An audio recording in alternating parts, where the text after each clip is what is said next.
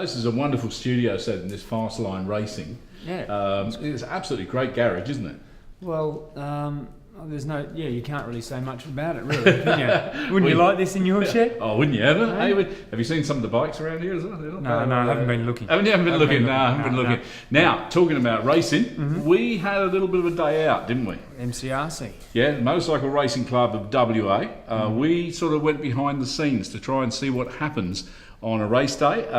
We got there fairly early. Really early. Yeah, really early. In fact, it was dawn, I think, yeah. Yeah. Another person just waltzed in later on. Oh, as they do. Yeah. Oh, Yeah. And what did you do for the day? beauty sleep. Beauty sleep. Yes. Yeah. What did I do for the day? What would you define my role as? I had a lot of fun. She was a start tart. The start tart. Is that Isn't that what they Yeah, call it? pitchy, something along yeah, those start lines, tart. or yeah. Yeah, you were dressed up, and it was the horny girls or something. wasn't it? Loud and horny. Loud and horny. So for a whole day, you were a loud and horny girl. I was, yes. Well, we'll take a little look at this. This is Motorcycle Racing Club at WA behind the scenes.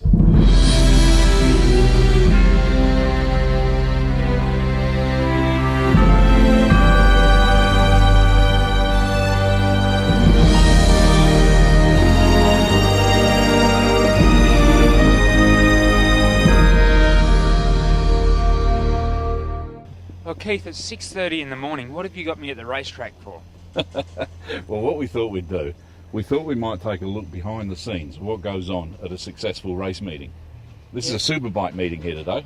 Yeah, rightio. So we're going to check out some machine examining and just the people that do that, not the people that get their bikes machine examined, the people who do it, the Yeah. people who get involved, scrutineers, Flag marshals, yeah, commentary. All Yeah. these people are here before the races. the flag girls. Thought we Yeah. might do that. We're going to get Lauren dressed up and she's going to spend a day as a flag girl. Yeah, right. You might have a few crashes on the track. We might do, but we'll see how we go. So it's a bit of a behind the scenes look. Yep. Yeah, no, it should be good. Should be good. So Good we'll check stuff. out all the people that are involved and put their hard work in. This is all voluntary, by the way.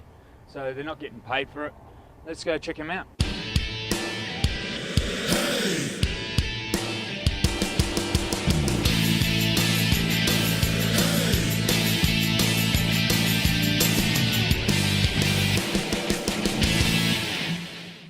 Well, I'm here with Graham. He's a flag marshal. He's here 6:30 every Sunday morning, ready to do it all again.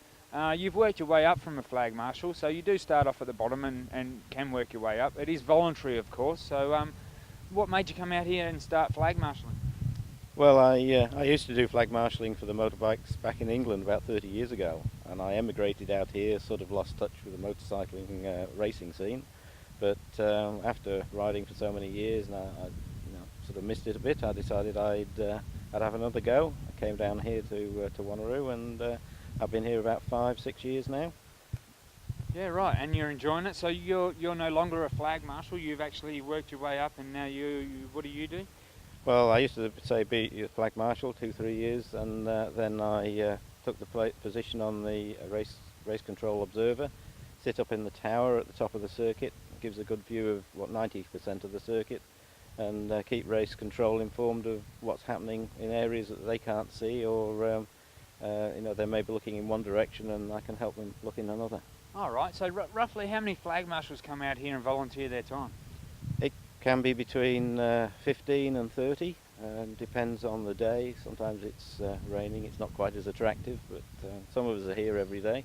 Yeah, right. So we've already been here for 3 hours, and there's been no motorcycle on the track, but everyone's here, all geared up in their gear, ready to go out to their positions. What incentive? Is there any incentive besides sitting on the side of the track and watching? Well, as you say, you sit on the side of the track, you get the best view of the circuit, you get to know the riders, and you become part of the organisation. It gives some sort of satisfaction in itself. Now I've caught up with Blair. We're in. Is this race control or what are we in? No, race office. Race control's upstairs. Okay, so we're in race office. Now, what are these things you got here? What do these do? These are the timing transponders, so they'll go on their bikes just used by a bracket, and every time they cross a line it will register their times through race control through our computer system up here. Now, every bike's got one of these. Every bike, yep. And So the that's cyclists. a lot of money. sitting in here. Yeah, they are. That's incredible. And Yeah, these are all they're- charged up Yeah, automatically? they charge overnight, probably about 24 hours they take to charge, and then Yeah. we just, every morning, they'll last all day. So every rider, doesn't matter what he's riding, whether it's a 125, 250, Superbike, they all come in here and get one of these? Yep, every single one. So it's already registered to their race number, which is already included in our timing system. So as soon as it comes up, when they come in over the track, over the line, it will come up straight away into our computer system. Fantastic. Yeah, Well, it's we'll good. go upstairs and have a look at a bit of that then, see what goes on up there. Another key factor to motorcycle racing is scrutineers. Gino, I'm here with Gino. Gino, how long have you been doing this scrutineering for? With the club here, approximately 7 years. 7 years? Yep. Oh yeah, back in the day when I was racing 125s, Yes. I remember you doing me bike and Yes, telling yes. me plug that up, wire this up, That's fill it. that in. Yeah. But so what does it take to be a scrutineer? I know you just can't come in and say, I want to be a scrutineer. So. You come and join us, and we teach you a few things on the day. Yep.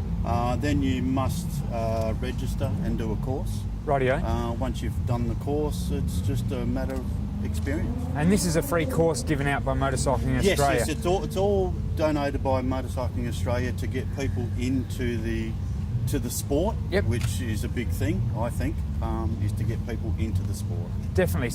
So you don't just finish now when all the bikes are finished going through. You don't just finish now. You have to. No. There's other things. There's paperwork to do. There's reports to do.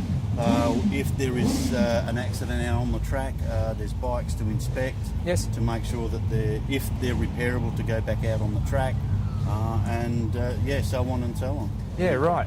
Okay. So you enjoy it? Oh, I love it. Yeah. Absolutely love it. Yeah, it's a real good day out. You get to watch the motorcycling for free. You get to meet a lot of people. Definitely. And it is a very good day out. Well, Recommend it to anyone. You would have even scrutineered people like Johnny Ray and Guy Martin. Yes. When we had the Kings, all the big boys, they all got to come through Yep. like everyone else. They just have to have the right appropriate equipment and the right bike. Definitely. So you are a bit higher than them then. So that's. Oh, look, no. No, I think, as said, it's for the sport, Yep. and I'm a big believer in the sport. Yeah, definitely. And a lot more people should be out here to watch it and actually, have a look. It is good fun. Well, Gene, I'll take my hat off to you because you are one of these people that are here every week. You're doing it every time. So, congratulations. No, And thank you. If anyone else out there wants to join up with Marwa and help out and be a scrutineer, a flag marshal, anything like that, don't hesitate to give Motorcycling Australia a call. There's one in each state, so give them a call and follow the prompts and you'll be able to get there. Well, we thought we'd take a trip up here to Race Control. This is where all the work is done.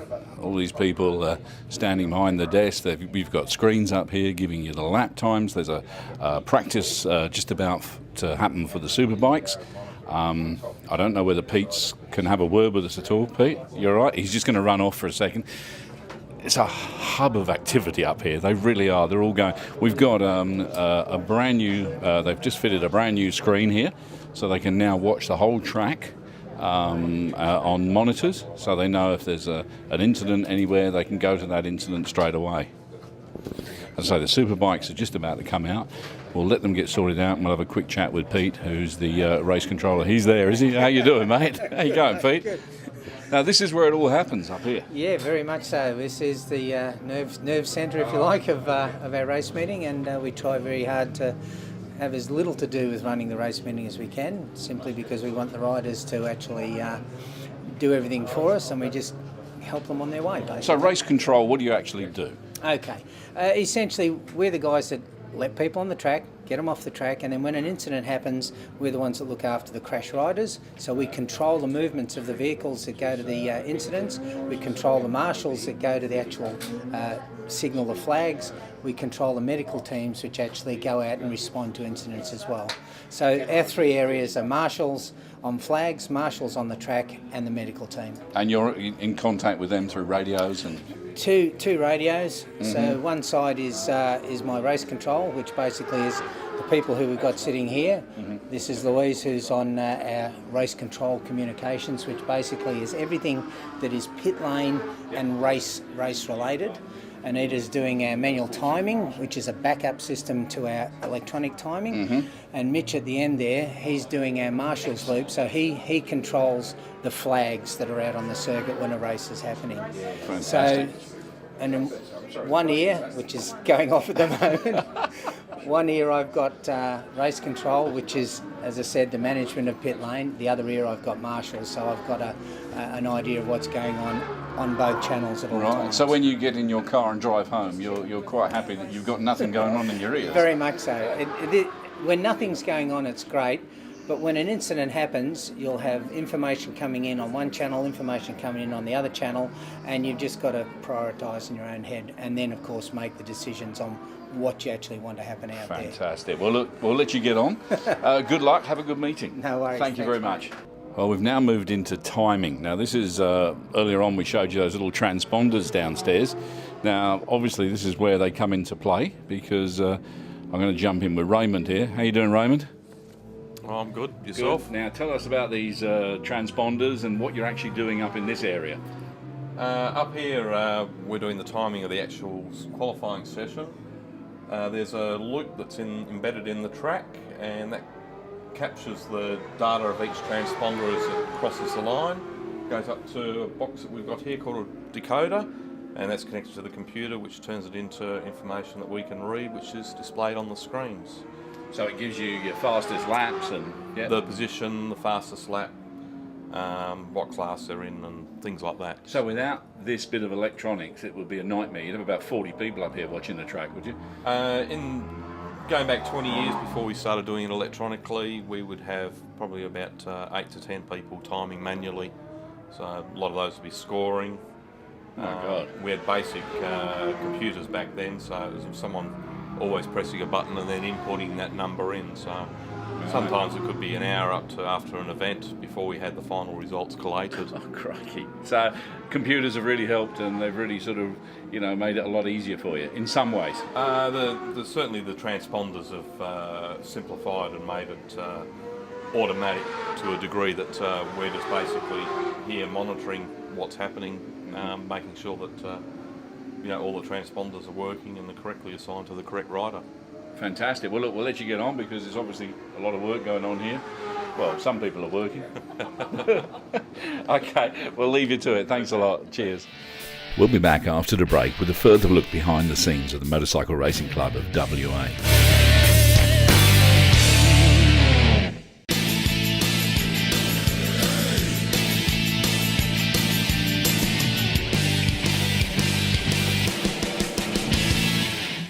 For many years, England have been producing some good motorcycles. They've had the BSAs, they've had the Matchlesses, they've had the Triumphs back in the day. The Triumph factory went broke. They were refinanced, and then they started producing some lovely motorcycles again.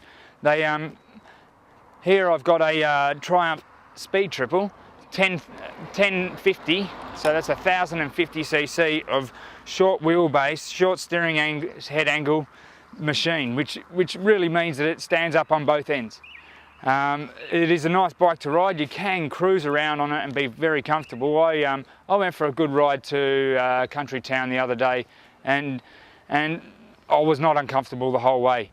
And then I jumped off that bike and jumped onto a later road bike with the handlebars down here, and I felt very uncomfortable, so I just wanted this straight back as soon as I got off it. I would prefer to ride one of these around the streets to work and back. They're a good bike. There's no flaws. It's just pure horsepower and precision handling.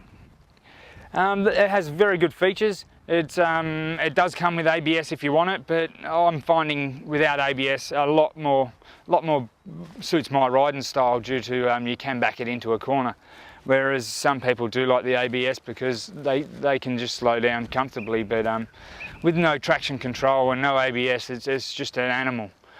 If they put that into it, I would say it'd just be like the Ducati Street Fighter, pretty boring, can't do too much until you turn it all off. So no, this is the better pick of the two, I would say, since I've ridden both. Has good features, has the big twin discs on the front, four pistons per caliper and 2 calipers, so there's a lot of braking power there, and it does stand up on the front end very easily. Single-sided swing arm, they've done this really well, easy to change your rear tyre. If you get stuck, just wang a jack under there and lift the bike up a little bit and the wheel will come off easy. There's no drama there, like you don't have to pull exhaust pipes off like most of the new bikes and start stripping half the bike just to get your wheel out. It also has these big two twin mufflers. You think, oh yeah, standard mufflers, they're not going to sound too good, but as soon as you deaccelerate on this, a big gurgle comes out the back, and it impresses everyone as you're pulling up at lights, I'll tell you that right now. And I did go to the country, so when I filled it up before I left Triumph, I rode all the way to the country. It was about 200 k's there and 200 back. I made it all the way there and back on a tank of fuel. It holds 17.5 litres, so it nearly did 400 and something k's for me, whereas on the computer it was saying it wouldn't do that, but it did it. So I was very impressed. I thought I would have had to fuel up somewhere out in the middle of nowhere. So if there's any girls out there that want to have a ride of one, don't be scared. It's got an 800mm seat height, which is anyone can get on. Even Keith can get onto this one. Yeah, so she's got the 800mm seat height, 6-speed gearbox. You probably only need 3 of those gears out of the whole gearbox if you're riding around the city. And also it weighs 200 kilos, so it's pretty light, and you can actually move it around pretty easy. It's not actually heavy to move. So if you're looking for a short, stubby, aggressive, twin headlight, single shielded swing arm, alloy handlebars, pure speed improved motorcycle, I think this is the one to grab.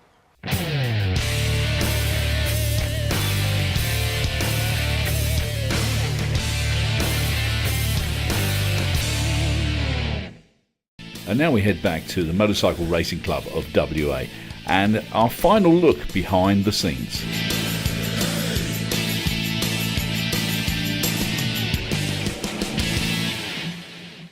We're in the race office. I'm here with Denise. Denise, this is is this the hub of everything's going on here? There seems to be riders coming in and out and... Well, I'm the race secretary for the event, and this is the race admin office. So it's a point of contact for the riders for all information that they need during the day, like results, lap times, problems that they have on track, issuing of paperwork for them, so forth. It's also the main officials' point of contact. So we sort of do all the administration side of the event, and then there's race control, which is the main point for everything on track. Okay, now we've obviously come down here, we've had a look, we've been here sort of at Sparrows this morning, we actually saw the dawn come up, which was fantastic. Now, you know, we're saying that, you know, there's a lot that goes on behind the scenes at a race meeting. This doesn't start in the morning. You prepare for this weeks and weeks in advance. We do. The paperwork just turns over from meeting to meeting. Entries from riders close 3 weeks before the race meeting. The main things you've got to do is prepare all the entries, the events, everything for the printer to print the program. There's also, you've got to contact all the officials, make sure they're all on board. And there's, lots of just general administration work. It's a massive job, and there's not that many people doing it in your office. No, we're limited. Limited financially too, I suppose. You know, that has a bearing on, you know, ideally we could have 2 people, because also we like to train someone else up, you know, for the future. I sort of won't be there forever. But yeah, we get by. I mean, the bulk of our workforce is all volunteers. And it's like any other sport, you rely on your volunteers, and fortunately we have a great batch of very consistent, highly qualified volunteers. They're all a great group. Many who do over East race meetings, MotoGP, World Superbikes, so we're fortunate. Our state is probably quite unique in that sense, because we only have one actual Pacific road racing club, so we're very fortunate in that way, because we can control things quite well for us. Fantastic. Well, look, very impressed. It's a great setup. It's absolutely superb. We'll let you get on, because there's phone calls coming in for you behind. There's obviously someone needs you for something else. So thank you very much, and we'll carry on. Well, thanks, guys. Well, I'm here to investigate the more glamorous side of things today. We all know there's 2 reasons guys come down here. One is to watch the motorcycles, the other is to watch the girls. I'm going to go find some promo girls.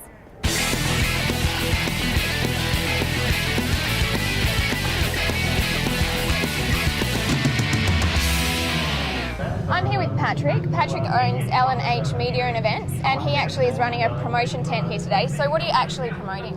What we're trying to promote is actually racing as such as raise the awareness, particularly here in WA and the eastern states. It's way more popular than over here, and I raced myself last year.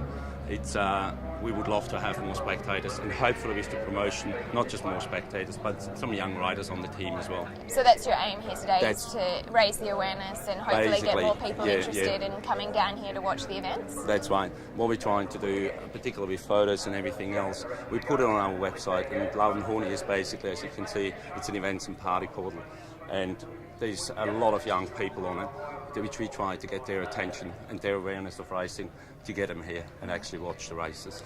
So guys, would you like to meet Patrick's secret weapons? Alright guys, meet Lana and Ashley. They're the promo girls working for L&H Media and Events today. Hi girls, how you going? Good. How are you? Yeah, good. So what do you enjoy most about promoting this event? Meeting people, new people, being able to have this opportunity to just mingle and get... Yeah, excellent. And how did you guys get into this gig? Lana's a model, so am I, so we do a lot of modelling work. Lana's a full-time receptionist and I'm just working a lot of modelling at the moment, but we do a lot of promo work. Alright, and you can't say that coming here today is a bit of a burden because you get to perv on all the hot It's motorcycles. not too bad. They're a bit not in my age limit, but you know. Doesn't matter.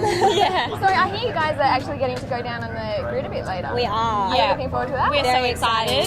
First time being grid girls? Yeah, it's going to be a good experience just being here live, unlike we usually watch the World Championship on the TV. All right. Yeah. Great to be here in like the flesh and see everything live. And what else do you do? What do you actually do to promote the event? Do you like hand out flyers or? Yeah, we'll be walking around just saying hi to everybody, making everyone feel welcome. Yeah. Say, you know, Loud and horny. Okay, yeah.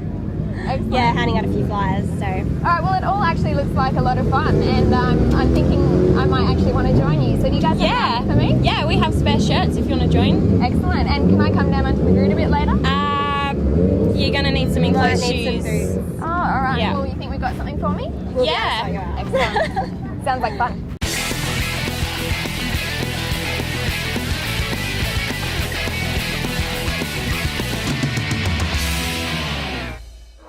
So, what do you think, girls? Yeah, nice job. Did I do the job? Yeah. Good job. All right, should we go? Yeah. Let's do it. Knocking on the door, and he's only got to fly back photograph.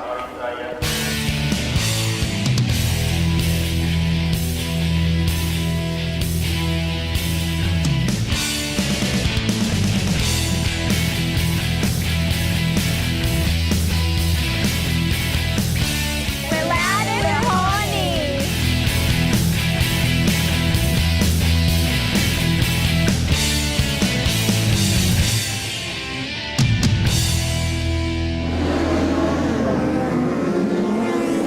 So I'm here with Dan Stouffer, and he actually travels around the world and races bikes. He's from the Gold Coast, but he's over here in Western Australia taking part in the championship. How are you going, Dan? Yeah, fantastic, Lauren. Thanks. It's it's been a fun couple of rounds so far. We've been pretty lucky so far. The BMW, the Warp Speed BMW has just been pretty amazing. It's still pretty standard for us, and we've only had three days total on the bike, including this is our third day, and very impressed with the performance of it, the speed, the handling, and Dave and Luke and the team from Auto Classic have done a really good job in preparing this bike, so really having fun. So you're really enjoying yourself. Oh, good. And what do you think of Western Australia while you're at it? Oh, look, it's great. I've been here a lot of times before racing, obviously. I spent my last privateer year racing, raced the 600 Supersport Championship in WA for Andy Offer Arc Racing, and that pretty much gave him a kick into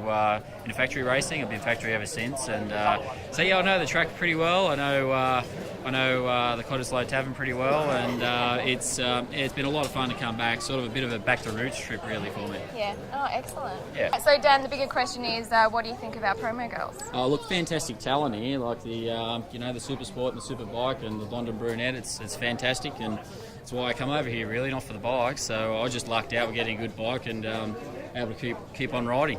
So, and how do they compare to the Eastern States girls? Look, Gold Coast girls are fantastic, but I have to say, being a country boy, I'm enjoying the talent over here. I'm staying at the casino, which is a very, very bad place. So far I've managed to stay out of trouble, but I'm sure you can change. I'm sure you can change that for me tonight. So we'll see how we go. All right. Thanks very much. Thanks, Lauren. Cheers. Well, thanks for having me today, girls. I've definitely enjoyed myself. I'm actually considering becoming loud and horny myself. Love to have you on the team. And certainly thanks to the boots. Next time I'll have to remember to bring my own. Definitely. Loud and horny! Well, thanks for joining us. Don't forget to vote for us at aurorachannel.com.au. Make us the #1 show on Aurora Channel. And maybe we'll see you next week.